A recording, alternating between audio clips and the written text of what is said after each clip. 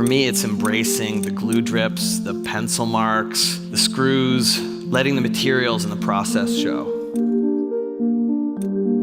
That's Tom Sachs, otherwise known as the Handyman of high art. And this is Creative Soup, a series that explores creative people, subjects, and ideas to give you a healthy serving of inspiration. So, who is Tom Sachs? Well, he's not your typical artist, and in a world that seems obsessed with creating perfection, he goes in the other direction. He embraces the human touch and lets the flaws in his work show. Well, flaws. Born in New York City in 1966, Tom wasn't anything special growing up. Or, as he puts it, I had an extremely unsuccessful childhood. So Tom is first and foremost a sculptor, and in his work he blends high art with things like disposable consumer culture, appropriation, identity, and representation. The end result is a bricolage of different subjects, materials, and brands. His first real introduction to art was in college. There he took a sculpture class where he learned how to weld, and that was it. He was hooked. He knew he wanted to make sculptures for the rest of his life, but it wouldn't be for another 20 years until he could make a living doing it. But I spent 20 years as a janitor, as a repairman, did all these jobs that weren't exactly what I wanted to do. During that time, he did a bunch of odd jobs to pay the bills, like being a non-union elevator repairman, working in Frank Gehry's LA furniture shop, and doing the lighting displays at Barney's New York. Eventually, in the mid-90s, his career began to take off, and it was due to his first major solo show titled Cultural Prosthetics. It was critically acclaimed and included works that showed conflated fashion and violence. Now, before we get too far into the fascinating life of Tom Sachs, I want to try and get to the root of his artistic philosophies myself. And I think the best way to do that is through the 1943 painting, Broadway Boogie Woogie. Growing up, Sachs wanted to buy it. But I couldn't stand the idea of going down to Wall Street to get a job so I could afford something like that. It did not feel like an authentic use of my time. Instead, I went back to the museum and I studied the painting and I made my own. This is a photograph of my Pete Mondrian's Broadway Boogie Woogie.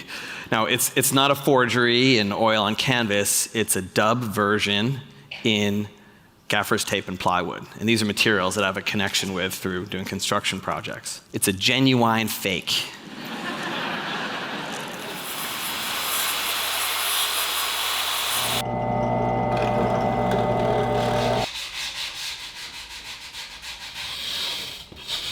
So I thought I might try and recreate it myself to see if I could have a similar connection to the piece. I'm certain that I spent more time and have a greater connection with Mondrian's work than Cy Newhouse did.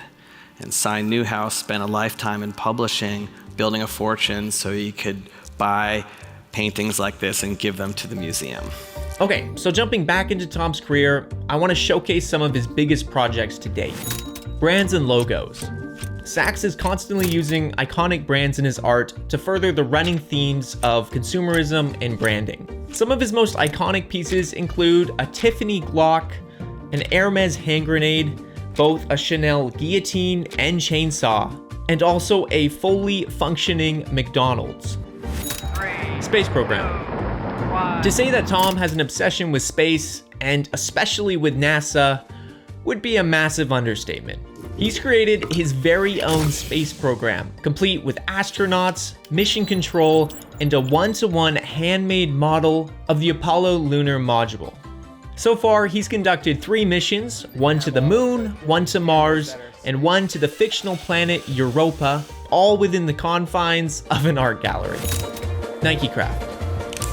After meeting with the former Nike CEO, Mark Parker, in 2004, Tom Sachs has had a very close relationship with the company. Tom Sachs has designed all sorts of clothing and footwear for the company, including an exploding poncho,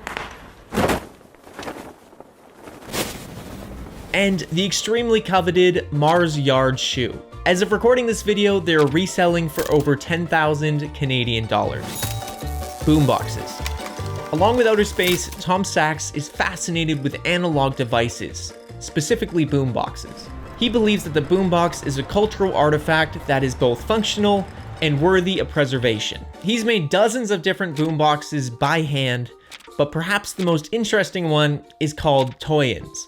This monster of sound was featured in the background of Frank Ocean's 140-hour live stream that was promoting his new album, Endless.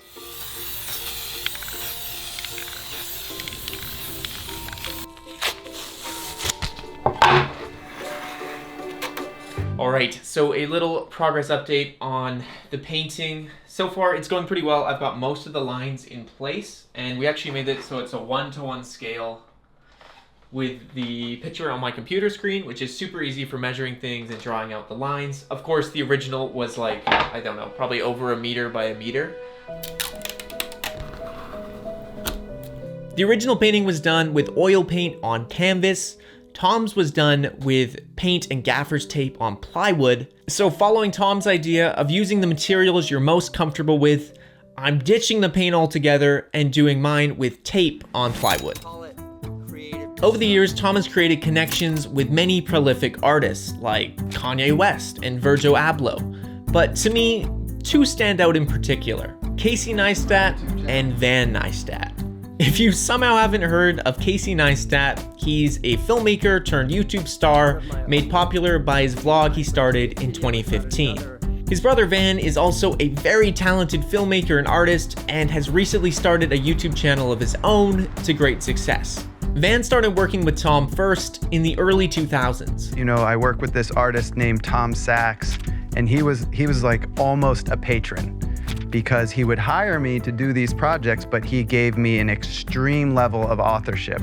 Casey would later join his brother in working for Tom after hearing that he was offering anyone $10 for each police barricade they could steal and bring to him so he could use it on his next art project. But I remember, like, I did that because, sure, I wanted the $10, but I also did that because here's a famous artist, and like, this guy's not gonna give some scrub at the time of day, but if I show up with this, and that's exactly what happened. I remember pushing into a studio, him being like, 1, 2, 3, 4, 5, 6. How'd you get these? And I was like, ah. And he was like, he just looked at me and he was like, you want a job? And I was like, yes, I do.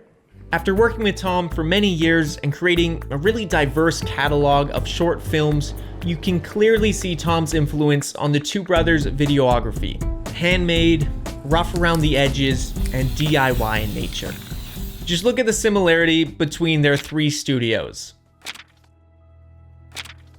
Tom Sachs' fingerprints are everywhere.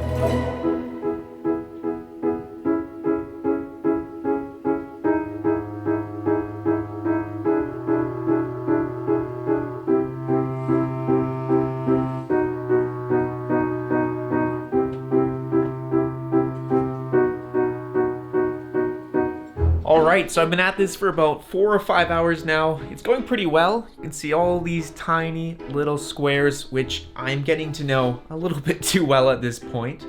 And as you can see, it's not perfect. It is far from it. There are a lot of little mistakes on it, but I'm trying to have that Tom Sachs mentality where showing the human touch and the process is more important than trying to achieve perfection.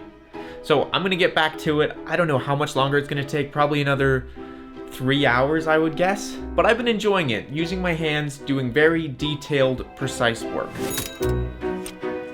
I think the key to understanding Tom Sachs' creative ideology lies in his belief that everyone needs to develop their own internal standards for excellence. He believes that there are 3 ways to do so: authenticity, intuition, and transparency. True authenticity demands you do it for real, and you do it for a long time. 2 years, it's just an interest. You do something for 5 years, it's a hobby. You do something for 20 years and you begin to build a sense of mastery, and the holes in your position on the thing are too small to be of any meaningful consequence. He also believes that by building his sculptures to such an extreme degree of detail, the experience in itself becomes real, a sort of sympathetic magic. The second way is through your intuition, going off of what feels right. How do I define France's 2 greatest cultural exports? The guillotine and Chanel. You do it through intuition. Not everything needs to be overthought. sometimes you just gotta trust your gut. The final way to define your own internal standards for excellence is through transparency. Now, I could never make something as flawless as an iPhone, but Apple could never make anything as flawed or broke ass as one of my sculptures. Be honest and transparent with your methods and intentions. Learn what you're best at and let that show in your work. Everyone's standards will be different, but Tom believes that through hard work, each of us can develop our own.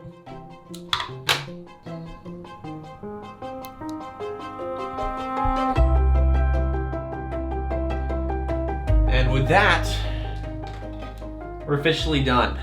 I'm really proud of it. I mean, it kind of looks like a 4th grader did it, but then again, that's a little bit of that Tom Sachs style of showing the flaws, showing the imperfections. All these little squares aren't cut straight. Nothing's perfectly lined up. You can see pencil marks under the tape. And normally I'd care, but for this piece, I think it adds some character. And I think through this process of recreating the original art, I do have a deeper connection with it than somebody just looking at it on a wall in a museum. I know where every single one of these squares go exactly.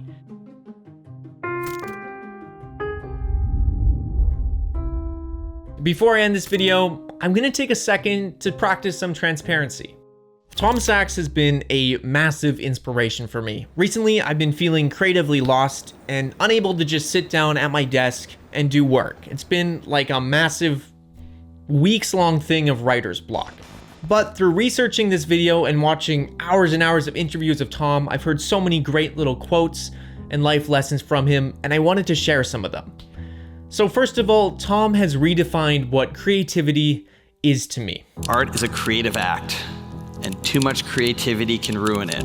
That's what we mean when we say creativity is the enemy. Do the task in front of you before you improvise.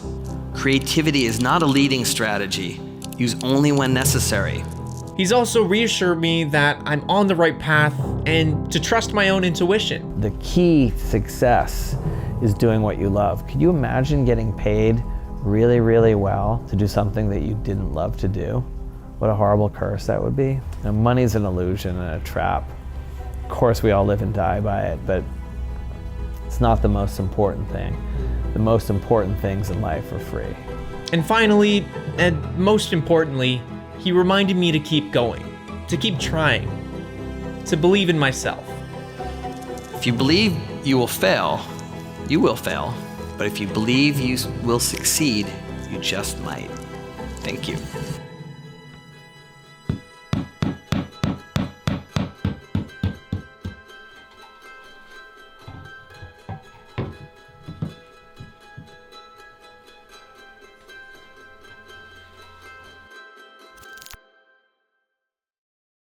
Wow, thank you so much for watching this video. I really appreciate you taking time in your day to watch it. This video is part of a new series I'm starting called Creative Soup, where each episode I'll explore an interesting person, idea, or subject that I think is worth sharing. My hope is that watching this series will be like eating a nice big bowl of creative soup and leave you feeling excited and motivated and full. As always, you can find me on Instagram at TommyDeWitt_, and if you enjoyed this video, please do consider subscribing or leaving a like on the video so you can see more videos from me in the future. Thank goodness I'm done. I am on the most uncomfortable chair in the world.